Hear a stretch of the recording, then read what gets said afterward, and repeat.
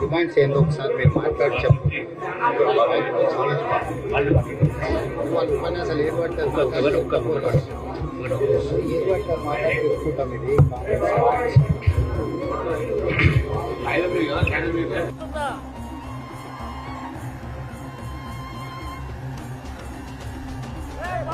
ఏ ఊరోళ్ళైనా మా ఇంటి ముందర నుంచి నడుచుకుంటూ పోవాలంటే చెప్పులు వేసుకుని పోయేవాళ్ళు కాదు. నేను చూసినప్పుడు కూడా చుట్టుముట్టు ఊర్లలో ఎవరు ఏ పంచాయతీ పెట్టుకున్నా కూడా మా ఇంటి ముందర ఉండే చెట్టు కిందనే పంచాయతీ కాదు.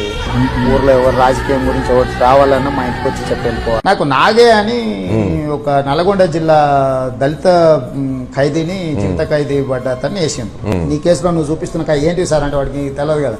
ఇదేంటంటే ఇవి ఉన్నాయి నాగే ఇవి ఉన్నాయంటే వాడు ఆడ పెట్టుకొని ఇట్లా కాదు సార్ ఇట్లా అన్నాడు. మనం కుర్చీలో కూర్చో వాడు కింద కూర్చోండి మంచిగా మనకి ఎక్స్ప్లెయిన్ చేస్తారు. అవునా? నా కేసు అయితే